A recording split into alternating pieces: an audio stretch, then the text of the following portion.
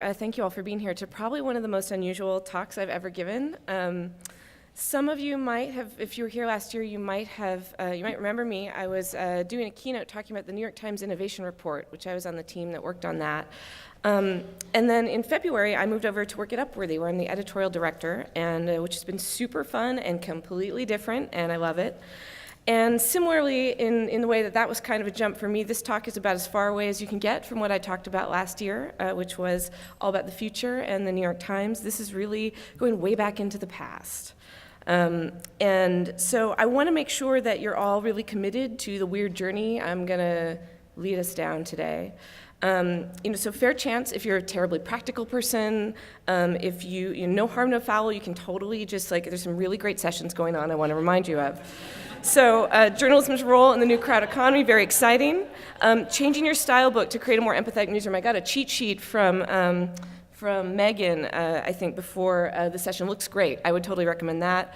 If I were not speaking right now, I'd probably be next door at Black Twitter and Beyond. Totally feel free to go there. Meaningful measurement as audience first approach to data. Yes, fascinating. Planning for platform. And you and what developer army local election coverage without a large team. All fine sessions, all lovely sessions. And if this seems too weird or esoteric or bizarre, by all means, I welcome you to explore your other O&A options. These two, sorry, I missed that. So to begin, this is going to be like a deep story nerd conversation, and I would argue that there's something about the work we've been doing lately that is breaking open more widely than I think has at any time in certainly my career. Maybe that's just from my vantage point, but I've been working in some arena of digital news for about a decade, and it feels like a strange and exciting time. There's all this new investment money flooding in, people trying all kinds of things, which is also partly why I couldn't be happier to be at a place like Upworthy, which is super experimental, and we are trying new things every day, which is really cool. But at the same time, all that change creates a lot of feelings. Things can feel scary, they can feel super inspiring, completely strange and delightful, and overall there's just a lot of feelings about what's going on, right? We have a lot of feelings as a group, as a community, and that's why we come to O&A, to work out those feelings among our peers, to get inspired. And so even though there's a lot of articles about instant articles and hand-wringing about platform dominance and newsonomics and the scrolling habits of Generation Z, I just want to make a sharp left turn and probably be the only session in O&A history to be talking about things that are 2,000 years old. So I want to ask, you're probably asking maybe this, isn't this a completely esoteric line of inquiry? Why are we thinking about this? And that's a fair point, right? Our world is completely different than the world of ancient storytellers and the ancient people who got value from the stories. For example, this guy probably never even used Twitter, and probably only got on Facebook because his grandkids were on it. Digital disruption was not a thing in ancient civilizations, and they had no idea what an API was. But essentially, this conversation today will be a conversation with super dead people who can't talk back to us, and they don't speak our language. So this whole conference would be totally confounding to them. So what could they possibly teach us about the state of digital journalism today? All right, so my theory is, and I believe this deeply, that if we listen right and if we're thinking broadly, we can see that there is hidden power in the stories that have stood the test of time. If a story has stood up for over 2,000 years, there's got to be some magic in it. And if we can unlock that magic and figure out how to apply it in the work we're doing every day, that's a win. So to start, I want to kick it way, way, way back to the first story ever told that we have recorded, which is the Epic of Gilgamesh. So Gilgamesh was the first action hero. He was gorgeous, wore a skirt, built his city, and of course, in any epic, things get complicated. There are a lot of layers and a lot of stories. I'm not going to dive into the full Gilgamesh epic today because it is indeed epic, but a lot of stuff goes down. There's even a flood myth, just like the Noah and the Ark thing that happens there. But when you Google an image search for Gilgamesh, you see a lot of pictures of him holding lions, right? There's this great, kind of now slightly outdated but still delightful BBC series about how art made the world, and in it, Dr. Nigel Spivey of Cambridge interpreted this story, really saying that the highlight of his heroic power, Gilgamesh, his first epic hero, was in this one moment. And this was a moment when he went up into the mountains, which were full of lions, and kind of like the badass that he was, he's I'm just going to sleep here and not worry about it. So he went to sleep, and then he woke up. And things did not look good when he woke up. Things looked like this when he woke up. the lions were coming after him, and he fought them off, which is super badass at any time period in history, 2,000 years ago or today. I don't think any one of us would be able to fight off a pride of lions single-handedly. And that became like the permanent image of Gilgamesh as this massive hero, was this lion slayer, this guy who could fend off this attacking pride of lions and emerge victorious. And so that image of the lion slayer as kind of the ultimate power was this common, widely known sort of frame in the ancient Middle East. And everyone knew the story generally, right? Like a lot of these stories, they were widely known among the people who valued them. And it was put down in cuneiform, which is why we have it. The earliest tablets of this story have been dated to 2100 BC. But hundreds of years later, and this is why I want to talk about this story today, there was this Assyrian king who made a crucial innovation on the story, and that's what I want to learn from right here. So this is Ashurbanipal. This is from a video game. It's probably not what he actually looked like. But he was the king of Assyria in 645 BC, and he wanted this epic story not just to be told, but to be retold and kind of recast him as the hero. He wanted this glory of like, I am the lion slayer, reflected on him. And he wanted to be seen as just as badass as Gilgamesh. But the cuneiform tablets were not going to cut it here, because in 645 BC, hardly anyone could read. There was no reading rainbow for cuneiform. So how do you put yourself in the narrative if you are Ashurbanipal? How do you keep people's attention on the story you want to tell, to say that I'm all powerful? So it was a huge innovation that today will seem obvious, but I would argue we still haven't fully absorbed. So he told the story in pictures. It was really the first, not like just cave paintings, this is the first actual storyboard that we're looking at here. So you've got the king, here he is, ready to go out with his crew, looking chill. They've got weapons, and they're gonna go fight the lions, and he's totally calm. And the lions start to bite it, and a lot of arrow action starts happening. And then, shit gets pretty bloody and aggressive, but the king is totally chill, just murdering a pride of lions, because he's like Gilgamesh. And it was bad news for Team Cat that day. They were all slaughtered, very similarly to the Gilgamesh epic. And he put this in his palace so that anyone who came could see that he was indeed as powerful as Gilgamesh, the epic hero. It was savvy, sophisticated, universal communication that was totally effective. A story is pictures. We take this for granted, and I think we take it for granted way too much, because our stories could go much deeper in integrating images as storytelling. Side note, he was also a pretty gnarly dude. The cat thing worked, and he had that up in his palace, but he did a second little art installation right on the palace walls. He had a whole thing where you could see his defeated enemies grinding down the bones of their ancestors to make bread with that they would have to eat, like some kind of terrible Titus Andronicus meets Panera situation. But so that was not good, but there was something very effective about the communication. Now, I'm sure you are all, I've just strained your patience to the point where she told us to leave at the beginning of the session. Maybe I should have taken her up on that. Where are we going? What the hell does this have to do with digital news? Very good question.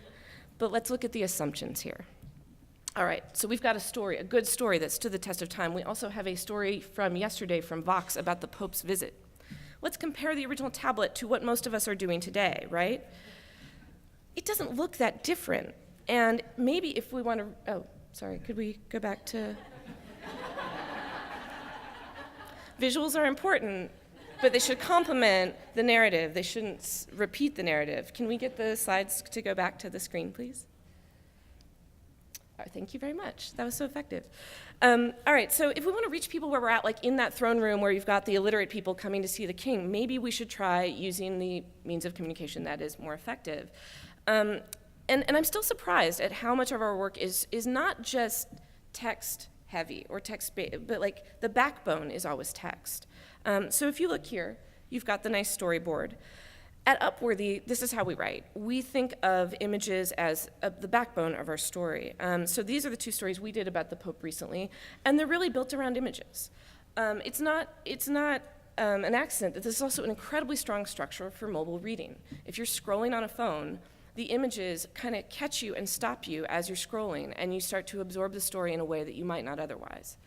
I'm very interested in learning, what do you need to do at the beginning of a story to get and keep someone's attention? Images are vital, but all too often they're added as illustration. They're an afterthought after the piece is written. You don't have a single story creator, maybe because we often call ourselves writers or reporters, thinking about how the imagery is going to serve as that backbone. So in this example, we look closer at this example just from yesterday. It's really crafted around images, We expect people are scrolling, and we expect that the images are going to be there to help stop them and help them absorb what's going on. So the takeaway here is that images are a really smart backbone for any story. I would imagine right now, you guys are all looking at the GIF, right? Aha, the image worked. Because, let's imagine a world where our stories are really integrated as much as possible. Sure, we all embed tweets now, that's very, very common, but again, most news organizations still treat the images as something you add after you write. Which seems crazy backwards to me. In a world where we're all scanning a phone, I feel like we are all looking for a picture first, and why aren't we thinking that way and writing that way in the creation of storytelling? So the phone, our new kind of, is the word bitch got us the right word for this? It's like the thing that rules our lives. Our readers are on it. We've got to contend with it. Nobody's really writing on a phone, but we're writing for people who are on a phone. And it's not the only challenge we have today. There's another pure fact of our world is that new information is just straight up becoming a commodity. We can go back to the slides. They're black on purpose for narrative tension. Thank you. And so the other pure, yes, so close. So information is kind of becoming a commodity, right? Like we have, we're actually not at Upworthy, we're not like gunning for microscoops, we're not trying to beat people to get little bits of information out faster than other people that's not even interesting or useful to us. At Upworthy, we don't care if we're hours behind our competition, I guess, because we're doing something totally different. But this was also an ancient problem. How do you keep people's attention when everybody already knows what happens? I think that we've all probably been in sessions where people have said that, Twitter is where news breaks now, right? So how are you going to compete with that? Well, maybe don't try to. If everybody already knows what happened, you can add some other value that's really different. And I think that's where this example, going back to the slides now, from the Iliad is really relevant. So the Iliad. This is dated to around 1200 BC. Now, this is a story that everyone knew. This is the story of the Trojan War. So it's a commodity story. Like it wasn't, people who are hearing this story were not hearing it for the first time ever. And that's not why they paid attention to it.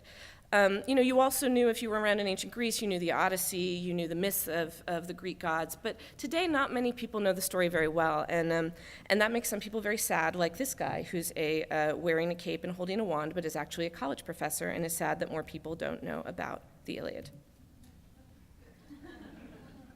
Let's see if it plays here. In fact, the problem is getting worse with every year, and I find that this year, 50% of my class haven't actually heard of the Trojan War, which maybe makes them the first educated generation in 3,000 years not to have heard of the Trojan War. And this makes it all the more important that I introduce some of these unpronounceable names and try and acquaint them with the world of Homer. I looked at that clip and thinking, like, I'll have him explain the world of Homer. And then I was like, he's crazy, but I really want to show him because of the cape.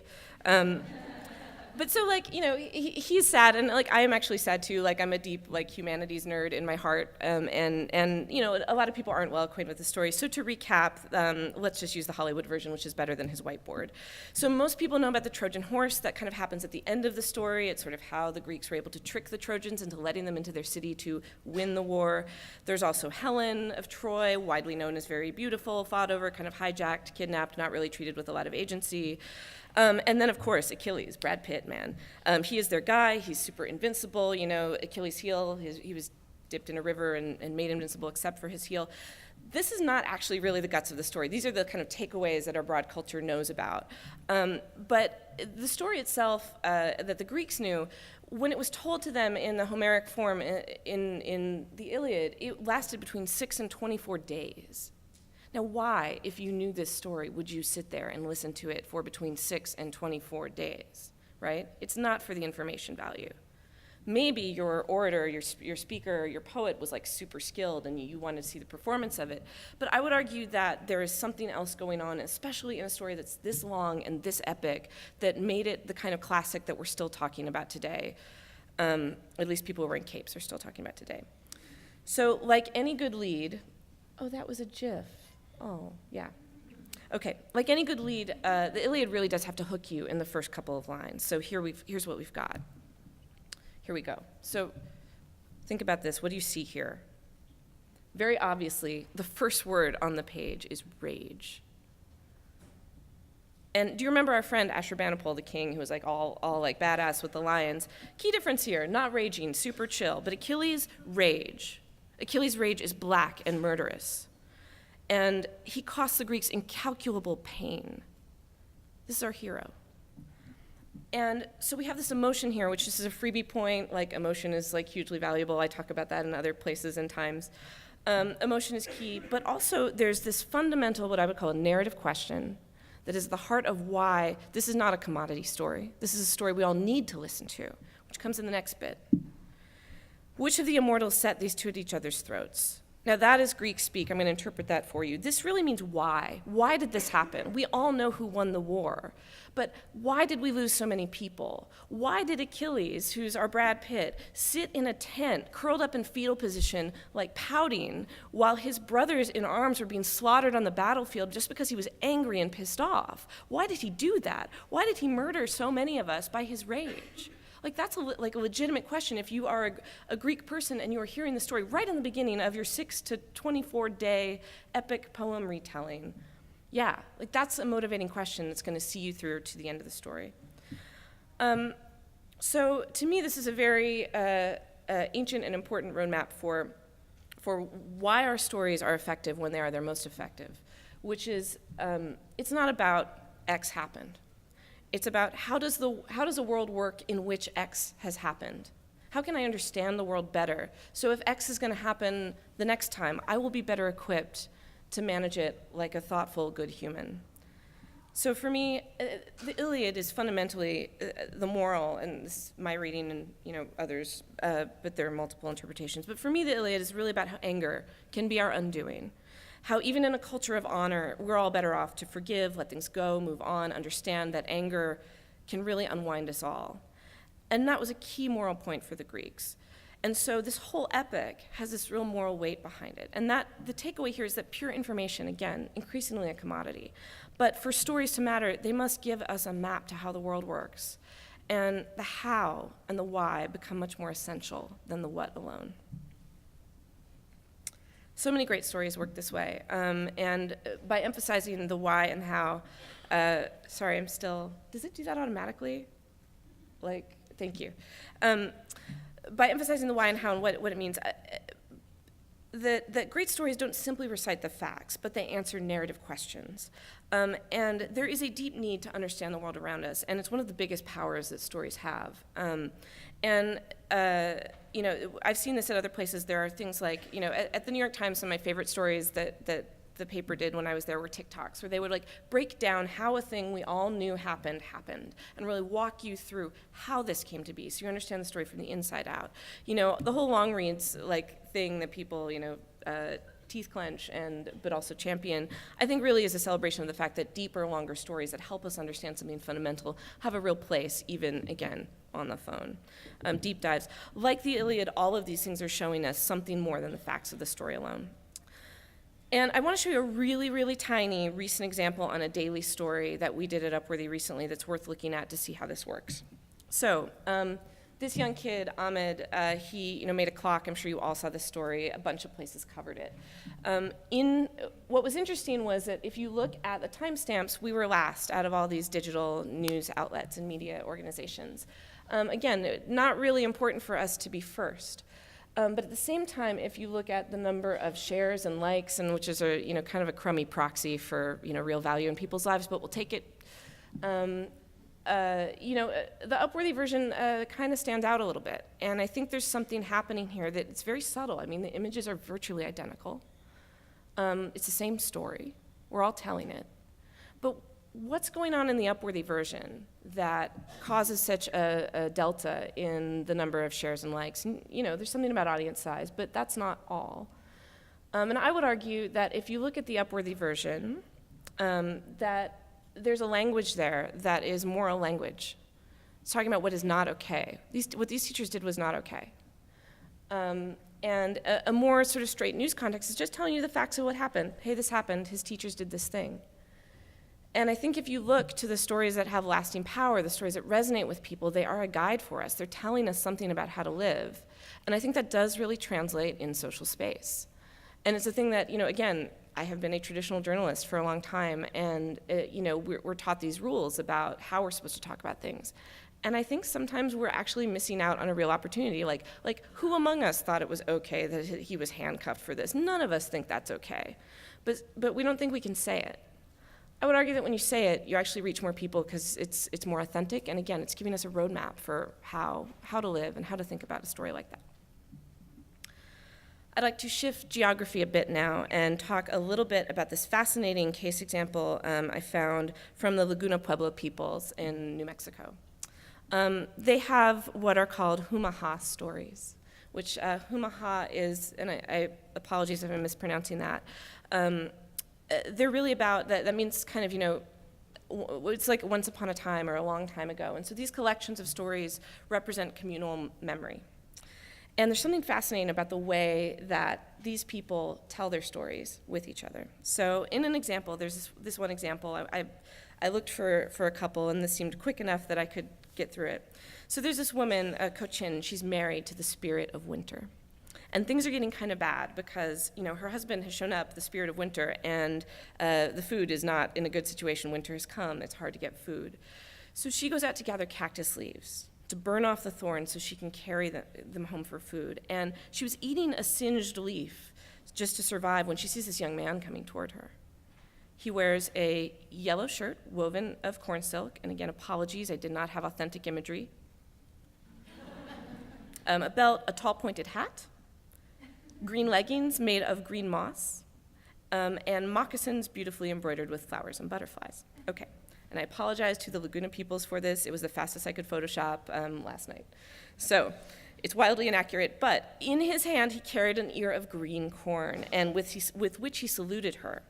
She returned the salute with her cactus leaf, and he asked, "What are you eating?" And she told him. She said, "Our people are starving. No corn will grow, and we're compelled to live on these cactus leaves." He said, "Here, eat this ear of corn. I will bring an armful for you to take home." He goes away, he comes back. This is important. He left, he goes south. In a very short time, he returns, bringing a large bundle of green corn. "Where did you find so much corn?" she said. "I brought it from my home far to the south. There the corn grows abundantly and flowers bloom all year." I will end the story there. There's more to it. But the idea is, these stories are actually storehouses of information. Embedded in each story are physical directions and landmarks. Go south, right? If in a period of winter, south will be better and you will, be able to thrive. They're instructions for living, and this is a fairly normal thing in a number of cultures where myths and stories are used to transmit this kind of essential information, especially in oral traditions. But what's awesome about this, and why I pulled up the Laguna Pueblo story in particular, is that these stories in particular are told with a kind of internal resiliency that accounts for change, flexibility, and most of all, accuracy, which is, I think, really important to us as journalists. Leslie Marmon Silko talked about this in her book, Yellow Women and a Beauty of the Spirit, which is where I learned this from. And she wrote this to talk about how they do this as a community. Everyone from the youngest child to the oldest person was expected to listen and be able to recall or tell a portion of, if only a small detail from, a narrative account or story. Thus, remembering and retelling were a communal process. Okay, we've heard that. A lot of cultures do that. But here, this is fascinating. Communal storytelling was a self-correcting process in which listeners were encouraged to speak up if they noted an important fact or detail omitted. The people were happy to listen to 2 or 3 different versions of the same event, of the same HUMMA-HA story. Even conflicting versions of an incident were welcomed. Now, this struck me because it made me think a lot about how we've been telling stories for a long time as, media organizations who sort of speak to our audience.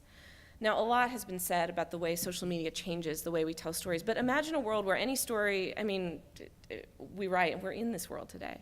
Any story we write, anyone can correct us within an instant. They can speak up around that story circle and tell us, wait, that's not the story I know a different story. And because you have all these voices coming in and correcting the record, you get a better story, a more accurate story. In her book, Leslie wrote about how when the appearance of white people, came into that culture, that the stories changed as they had to, because new people were stepping up to, the proverbial microphone and saying what they knew to be true. And that constant checking each other and retelling the stories were a way to make them ultimately more accurate. So if a landmark in one story is washed away or gone, the group together will regenerate the story to be accurate again. I can't think of a better or more powerful example for the way that a community has risen up to correct our national record than the Black Lives Matter movement. I just think that without other voices coming in to correct the record and to say these stories are in fact far more important than they're being given credit for in most media outlets, and to keep sort of the drumbeat of the different kinds of injustice that are occurring on a near daily basis in this country going. It's happening partly because we have these tools, but it's also the idea underneath this is that we are all qualified to share what is true, and that we can all speak and we can all add something to a story to make sure that the true story is being told. I think the lesson here is that our stories are better, truly, when we recognize that as a group we're stronger than individuals. And as journalists, our role has properly shifted. We are conveners, listeners, community members. We are not simply the people kind of speaking from a hell. So a big jump now in time and space. Shakespeare. Not totally ancient, but kind of ancient, a little less ancient than some, more ancient than others. But the reason I want to talk about Shakespeare is because, again, all of the works of Shakespeare have had this phenomenal sticking power. There is just something about them that has allowed them to be the most quoted works in our English language heritage. And I think there's one great trick about Shakespeare and why this is. I mean, there's a lot of brilliance in it, but there's one main reason why it's had a lasting hold on our culture. And it's because he was a master of the mix of high and low. He could go high and use all kinds of fancy references. Here's an excerpt from Henry VI, right? He's talking Proteus, Nestor, Machiavelli. Do we think that really the penny seats at the Globe were catching every high reference? Probably not. But at the same time, there's also this amazing Tumblr, Shakespeare's dick jokes. He also has a ton of fart jokes, jokes about fat people, which, to be clear, are not cool, but not so highbrow, right? This is no different than what's going on today, actually. This idea that we can mix high and low, and there's no contamination, there's no watering down. There's a real reason that, that things should mix, because it represents our full humanity. I want to go through some headlines now. It's a little quiz, and see if you can all guess what outlet these headlines came from. So here we go. Calvin and Hobbes, America's most profound comic strip. A better world run by women, the coming Chinese crack-up, how to tell if you're a jerk at work, and it's not too early for those swim trunks. Any guesses from the crowd? Just shout it out. BuzzFeed. The Wall Street Journal. All right, let's keep going. 8 weirdest things we left on the moon, 27 hilariously bad maps that explain nothing, the scariest chart in America. This is the only song you need to listen to this weekend, and Angelina Jolie interviewed women abducted by ISIS, and the videos are shattering. You can't guess if you work at one of these places and you worked on these stories. Quartz, that's because all of you work at Vox. It's Vox. All right, frozen yoga, it's Snoga. If an algorithm wrote this, how would you even know? America needs its own emojis. How the year you were born influences your political views. And is most of our DNA garbage? New York Times. Senator Menendez denies corruption reports. NASCAR driver won't be charged with domestic violence. 2 men charged over murder of Boris Nemtsov. More than 50 reported killed in Nigeria blasts, and when children with autism grow up. Yay. Last one, Lego My Lego. Senior speed date in an age of love. Why is 3 a magic number? We're not taking enough lunch breaks, why that's bad for business, and how to oust a House Speaker, hint, don't even try. NPR. So here's the thing, and it's funny, we're actually doing this writ large. I've noticed this happen in the media ecosystem, but it doesn't happen so much, I think, on the level of an individual. It's less on the idea of an individual reporter, and even a little bit less on an individual piece. So I want to show you one example that we're really proud of at Upworthy, which the most delightful writer, Eric March, please follow him on Twitter, Eric Q March, put together, which is this great piece about 5 incredibly delicious chain restaurants you should never ever eat at, and one you should but can't. Eric loves fast food deeply in his soul, and he is not ashamed of that. He really likes that Chick-fil-A sandwich. And he, asked to take some time and did this 5,000-word story on Upworthy about this, and it was packed with over 75 jokes.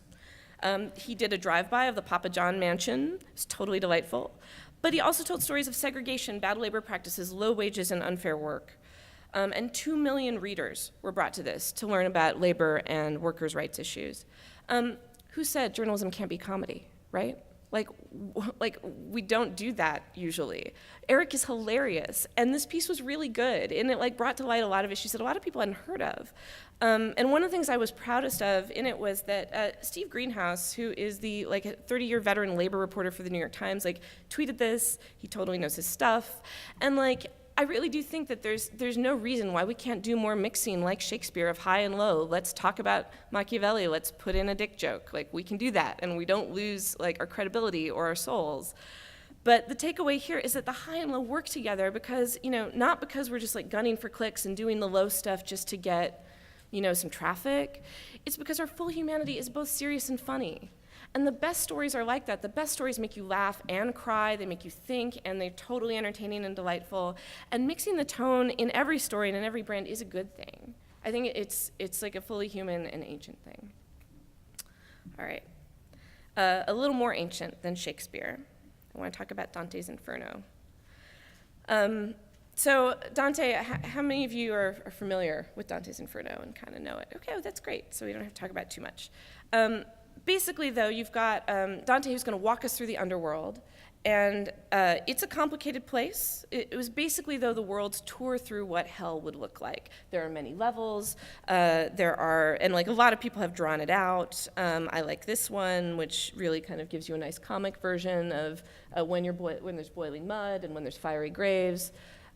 Side note here, as journalists, the worst punishment is for traitors and people who betray your trust, which I think is actually really important as journalists, not to betray trust and to be accurate. Anyway, side note.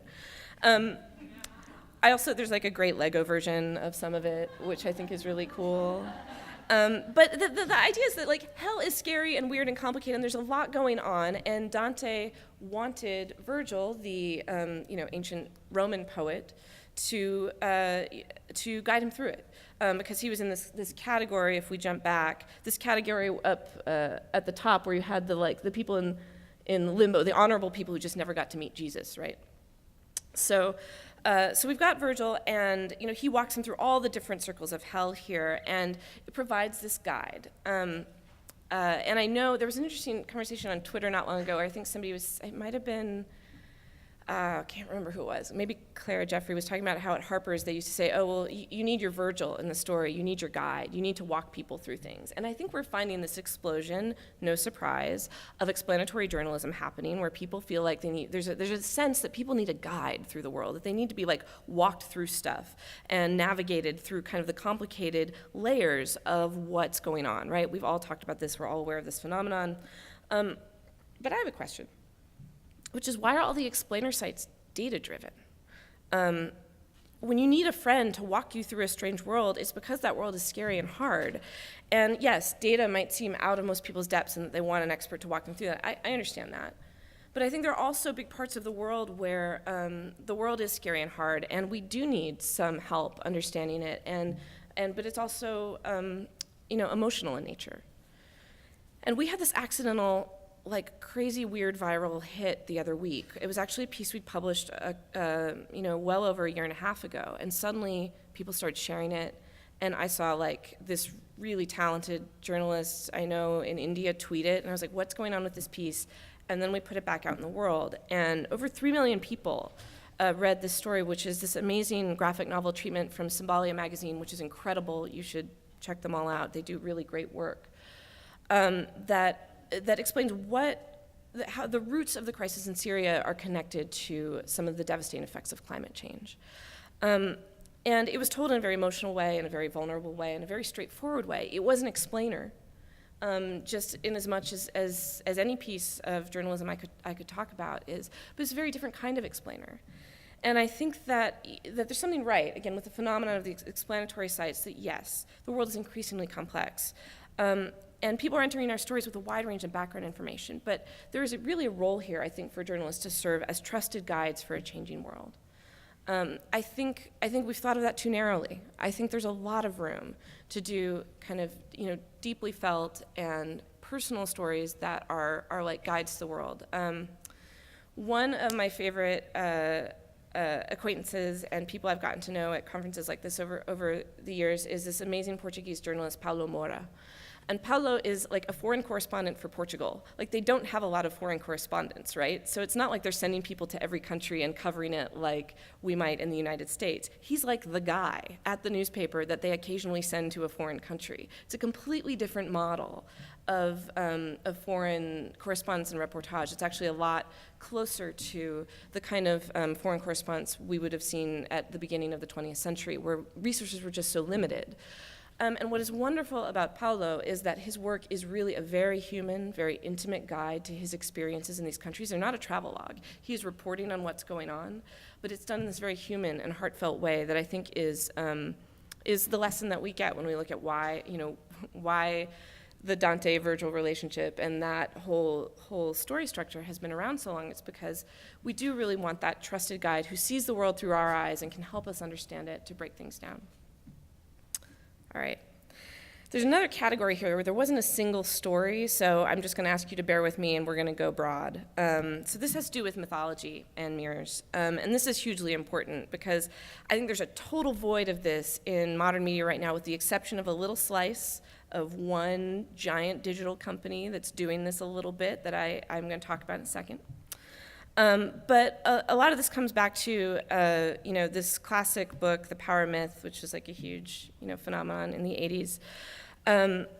And really, the idea that there's a true layer of meaning in mythical stories that help us to live.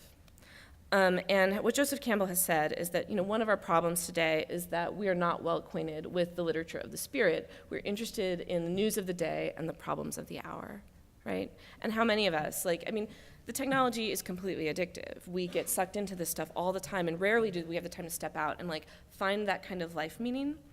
But it's so essential, and it's actually you can tell there's a whole vein of I'm going to show you in a second of people are searching for this stuff and they just can't find it in a deep way. So this is what Joseph Campbell had to say about this. There's going to be sound.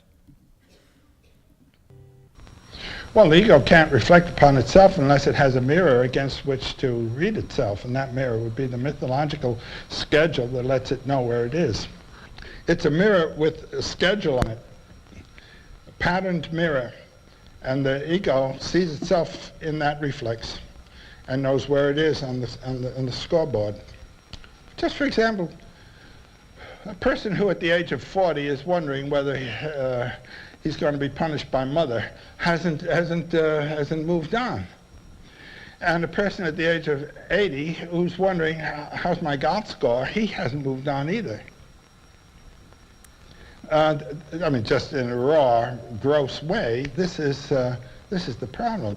Myth lets you know where you are. And it knows what the patterns have been of life through centuries in that position that you now are entering or holding. You should. So myth lets you know where you are. Do you have any way of doing that? I think one of the smartest things BuzzFeed has done is to respond to the hunger that people have for this very guidance. How many times have we seen this, right? There are dozens of them. They're for your 20s, for your 30s, right? There's not as many for your 40s. Maybe that says something about their audience. But they certainly niche it out, all the way in, man. 22 problems you'll only understand if you're 6 months old.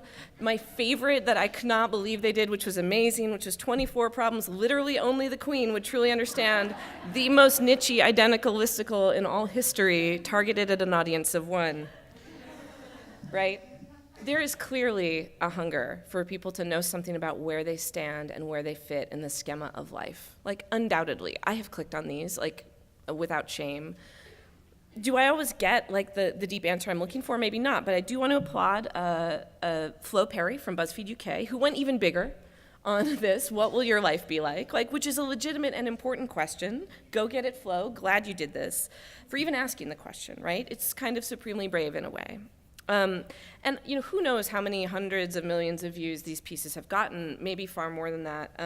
But to me, what the phenomenon establishes is that there is a hunger for an answer to this eternal and mythic problem, and people are looking for it wherever they can find it. And can you imagine the power of not just asking the question, but of going further and looking for some genuine and serious answers here?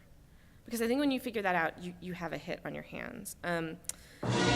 Oh shit, that was not what was supposed to happen right then. I just ruined my punchline. Ugh. All right, I'm gonna do it again.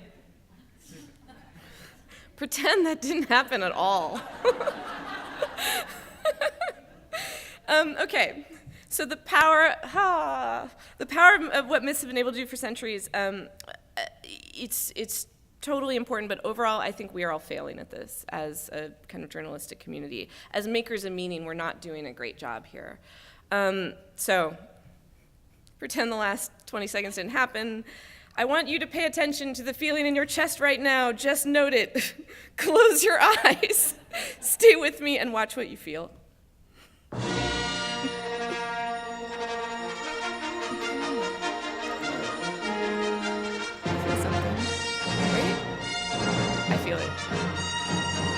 If you don't feel it, I feel it. All right. Okay. Part of the reason the power myth was so hugely popular in the 80s was because it kind of bust open the idea that Star Wars, which we all totally love, had real purpose and weight and was actually doing something valid. And I think people were like, oh yes, now I can indulge in this thing and feel like I've gotten this larger connection. But so one of the things that Joseph Campbell has said that is there's something else happening in the story of Star Wars, that Darth Vader has not actually just developed his own humanity. He's a robot, he's a bureaucrat, living not in terms of himself, but in an imposed system. And this is the threat to our lives we all face today. Is the system going to flatten you out and deny your humanity, or are you going to be able to make use of the system to the attainment of a human purpose? He said after this, the thing to do is to learn to live in your period of history as a human being. That's something else, and it can be done. So I wonder about all of this. As a total aside, I actually think there's a sub-lesson here. And we're talking about universal themes for all humanity, but for us as journalists and storytellers, I think there's a lot of noise that we get every day from the systems that we work with that do threaten to flatten our humanity a little bit. I mean, I wade deep into data, and I'm a big proponent of deep data and narrative structure, but there are some days where I feel there's a reason that we're doing all this, and it's really important not to lose sight of it. I mean, why are we covering the world? Why are we communicating with people? It's not just about certain metrics. There's a real I feel there's a mission involved in what we all do, and I hope you all do too. But so how do we remind ourselves of that, and how do we remind our larger audience to come away from the journalistic aside in that? I think the takeaway here is that people are just desperately hungry for a roadmap to being human.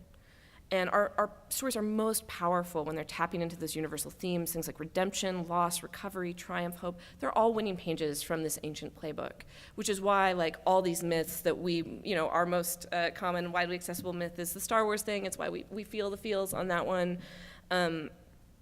But it's universal because we all need it so badly. All right. As promised, I promised I would talk about Scheherazade and Snapchat, and that's what I would like to conclude with today. So the Arabian Nights, this one is so personal and important to me. It's why I wanted to do this talk. I want to give full credit I first heard about this in a speech that Ira Glass gave 15 years ago, and it stayed with. It was one of the reasons I wanted to work for him, and ultimately did. But it's so powerful. So 1,001 stories told by this one incredibly badass woman, and I want to start at the best place, which is always the story. Again, forgive the illustrations. We have the king. One day, he discovers his wife is not faithful, cheating on him. And so he moves and kills her. And he's so afraid and so worried that whoever he marries is going to do this again to him, that he starts marrying one virgin after another and killing them before sunrise.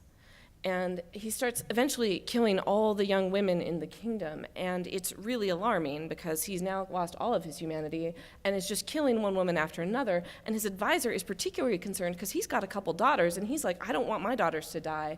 And it's getting bleak because they're running out of young women. And eventually, who's next? Scheherazade, the oldest of the king's advisor's daughters, totally pulls a Hunger Games and volunteers as tribute. She says, Dad, put me in. I know what to do here. I can make this better. And so she starts telling him stories. She marries the king. She's there in the evening. In the story, she also kind of invites her sister as an excuse. And she says, well, I need to start telling my sister this story. And she begins. And there is a story for each of the 1001 Nights.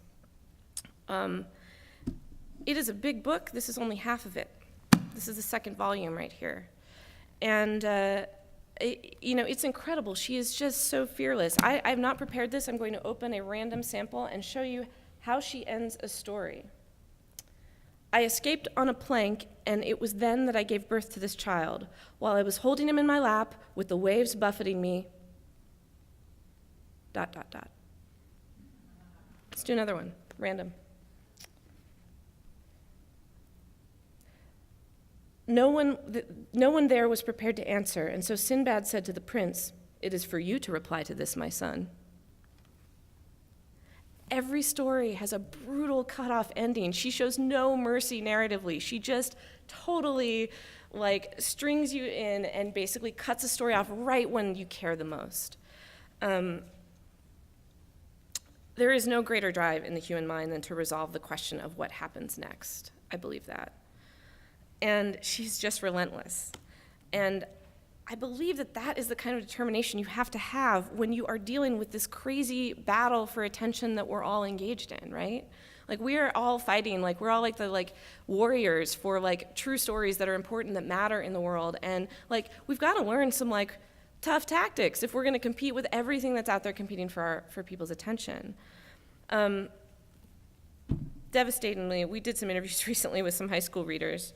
And here's some things we heard from them. Email is dead. Snapchat and Discover Facebook are alive. One girl informed us that her attention span is 10 seconds. She never uses a computer anymore because that's lame. It's phone or die. And the 10-second attention span was why they like Snapchat Discover, because they can talk like they know shit to their friends and they don't have to go somewhere newsy to get the news, right? This is our battlefield. And I think we can just be just as narratively brutal with readers as Scheherazade was. There's some really interesting stuff happening on Snapchat. Casey and Neistat's stories from Ferguson were really interesting. I've been pleasantly watching what Fernanda Santos has been doing for the New York Times right now, covering the Pope, and certainly The Verge, NPR, Fusion, Mashable are all doing really interesting things there. And I think what's interesting about this platform, the main thing is that there's this live feeling and the sense of ephemerality that it's kind of now or never. And I mean, that's an interesting, powerful thing to say. It's kind of now or never. If you want to stay alive, you better tell a great story. It's kind of now or never. Scheherazade felt that intensely and found a way to do two striking and impossible things in the face of constant death all at once through storytelling. Mary Zimmerman is a theater director and playwright. She's a Genius Grant recipient, and this really comes from her interpretation and retelling of the 1001 Nights. And this is where I first heard about it. This is from a kind of clunky audio slideshow of the production from many years ago, but you'll at least hear her voice, so I'll play this now. And I think what the Book of 1000 Nights and One Night really says is that it's through storytelling that we cultivate empathy. And the king moves throughout the course of the play from someone who has no empathy whatsoever, doesn't even experience other people as real, I think, or as real as himself, to someone who experiences them as every bit as real. But paradoxically, he comes to that through characters that are not real, through fiction. And I think it's the greatest testament that there is to why we tell story and the importance, just the importance of it in our lives. And I think that's really right. What's remarkable about this story is that, you know, when we hear stories properly told, they should truly bring us to a place of empathy where we are understanding the world more broadly through someone else's eyes. And to me, it's why we're working so hard to get people's attention. Our story should make the world a better place by cultivating empathy. And why the story of Scheherazade is so powerful to me and so important to me is that it's the story that says, you can do this. You can compete for attention. You can use whatever tricks you need to use to stay alive and tell your story the next day, but you can also change a person by doing that. You can make the world a better place by doing that. It's actually the work we do at Upworthy every day. It's kind of our mission and what we're engaged in. It's important work I'm excited to be a part of, but I also think it's work that any journalist can do any day. It's what makes things last, you know? Most of our stories, to be honest, will be thrown away at the end of the day. When 2,000 years from now, is anybody going to remember anything that we all have written or made together? I don't know. But I would imagine we have a much better chance of some of that longevity if we think a little bit about these layers of meaning, about building empathy into the stories, about providing people a roadmap for how to live, about thinking about the world in a bigger way. It's totally possible. It's a really fun challenge, and I'd be delighted to talk to you all about it. If anybody has questions, we've got a few minutes. Thank you so much.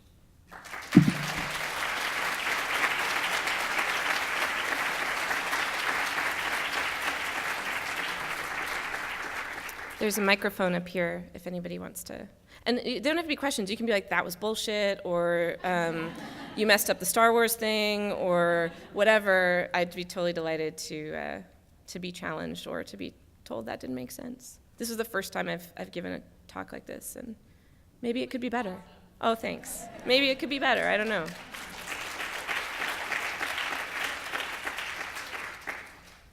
Come on up. Be brave. I was wondering how you bring that sense of meaning to daily news. Mm-hmm. Yeah, it's a great question. How do you bring that to daily news? I think, well, first of all, I think empathy is a really key one. Anytime we tell a story, we can do it with a little more empathy for the people in the story. A good example, Upworthy had did a story about this pay-it-forward pizza shop in Philadelphia. So a lot of places had covered this, like this was on the Ellen Show and other places, and we went and did a video where this guy, Mason Wortman, former Wall Street exec, gets to Philly, is like, there are no dollar pizza stores. What's wrong with Philadelphia? And so he opens one, but then he also does this thing where, like, if you pay an extra $1, you can buy a Post-it note. You write a message for someone. Post-it note goes on the wall. Anybody who's hungry can come in, take the Post-it note, and get a slice. We saw how all these stories had been told. We paid particular attention to making sure that the hungry people in the story were real people, real characters with real voices, and were taken seriously and not cardboard cutouts.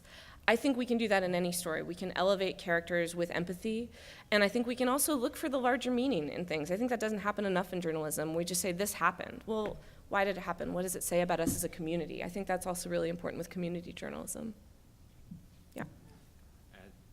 Travis Mitchell, U.S. News. I'm just curious, do you think there's a danger ever of there's a lot of people that say, news should be, facts and it's humanity, but, there shouldn't be, much opinion, like you were talking about the clock story, Mm-hmm. what the hell? Is that really the place, what do you say to people who's like, that's not the place of news, we should just, tell the story and, it's not nonfiction, it's news, and is it becoming one where it's maybe nonfiction is becoming news, and we should think about things as just being stories, and maybe those two things are becoming intertwined? This is a fabulous question, and one I had to wrestle with on a really personal level, because the way you exist as a person who works at the New York Times is very different than the way you exist as a person who works at a place like Upworthy, where we just do things differently. So I've had to wrestle with this in my soul of because the New York Times is very strict and proper rules for all of that I totally believe in.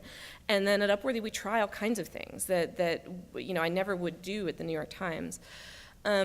So I think there's a couple things. One, we got a big tent. There's room for a lot of different styles and approaches. And thank God, places like the New York Times exist. I want them to thrive and be amazing forever. At the same time, I just think there's a level of honesty, and one of the things that's really changed is and authenticity is that I think readers today like see bullshit, like the whole thing where, I mean, I've worked on copy where it's like you've got these contortions of like, and a reporter who happened to be standing nearby, no, it's you, just say it was you, like we all know it was you, you were the only reporter in Iran, it was you, I just, that seems weird to me. So I think there's a degree of honesty and authenticity that work there.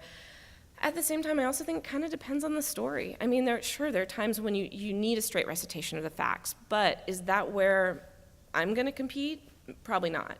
Listen, if you own a beat and your job is to get out the latest, to run with the Supreme Court decision and get it up on the web first, totally valid and important work, not negging that at all.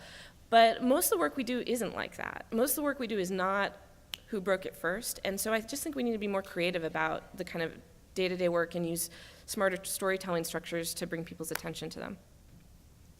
I actually got a story on Upworthy from my last trip to Syria, but I was wondering, being also in the political world, policy analysis, how far is this recipe of bringing empathy? How far can it go? Are those topics that are areas that are off limit? For instance, I have a hard time seeing how the foreign affairs piece could be translated into a Upworthy language. Are there something that I should not even try to think to put on Upworthy because it's too complex, and just keep that for foreign policy and foreign affairs? That's a great question. Like, how do you do this with something like foreign affairs? I think, again, first of all, there's an honesty about foreign affairs are complicated. Like, a lot of people are intimidated by some of the journalism, I think, that there is about complicated negotiations between different different nations on various issues. I think, again, it depends on who your audience is. If you're writing for diplomats, if you're writing for people who work in government, that's going to be really different. If you're writing for a general audience, I think there's something to be said for saying, hey, we know this is kind of confusing. Maybe you've tuned this out. I mean, one of my favorite tactics that I've seen with any story was back when This American Life covered the financial crisis in their episode, The Giant Pool of Money. There's this little thing that they did at the top of that show where they said, so have you decided, like most people, just to tune this one out? I think a lot of people actively decide not to follow the news because we assume that if you read the news, it's sort of an indictment, you're behind. If you read everything in the newspaper today, it's like the news assumes you read every story in the newspaper every day, generally. And what would happen if we were just a little more like, hey, this is confusing, I'm with you, I understand that it's confusing to you too. I just think it's more welcoming. But again, it really depends on your audience. Hi, Amy, this was fantastic. The question that I wanted to ask, while you were talking, I was thinking a lot about how, while a lot of these tactics that you talked about are maybe new in journalism, they're not new in, say, advertising, where, for instance, when you talked about the myth specifically, that's what advertising is. It's telling us, well, here's where you should look like in your 20s, and if you don't, that's a problem, and you need to buy all this crap.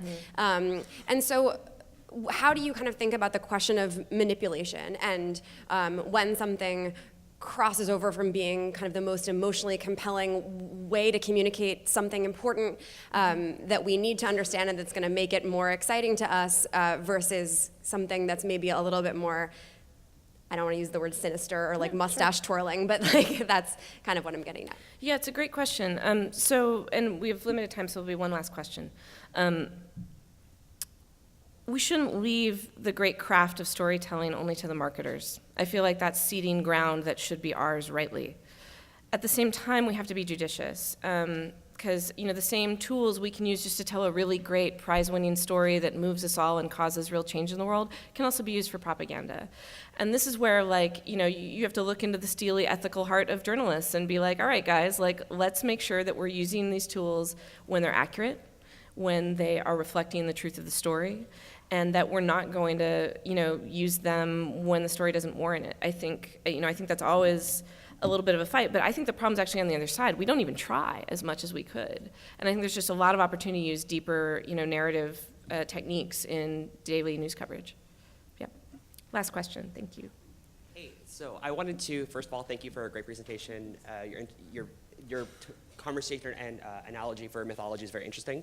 There's one core thing I think about mythology that you may be missing that I think is actually really relevant to the conversation, which is in mythology, the most important conversation about myths. We talked a little bit about collective storytelling, is that typically myths are often stolen, and it's very openly stolen from each person to the next myth. So say Gilgamesh goes on to become at least a dozen other stories. Sure. You know, famously, like Noah is basically Gilgamesh, one chapter from Gilgamesh. Yep. So in a world where social media becomes really about engaging other people's media or engaging your media, or we're often talking about people stepping on top of each other's breaking news stories, or we want to always be the first person with the biggest story and the most clicks and the most whatever. And mythology has this deep idea of non-original ideas. How do you think we can sort of take the deep lessons from mythology over the 10,000 years of storytelling and kind of combine the very end of that ethos and that sort of mythology? I love this question. You're really smart. That's cool. I totally dig it. Yeah, that's great. It makes me think new things. I think, so first of all, the interesting thing I get caught on is the word stole.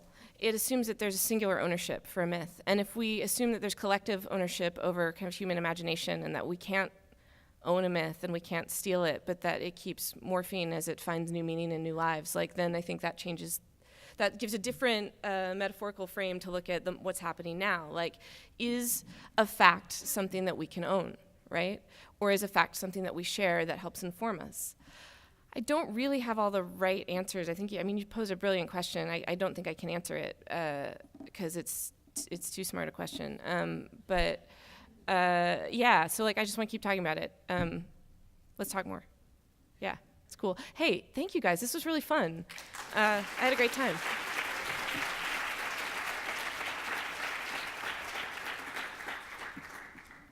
Enjoy all the other sessions.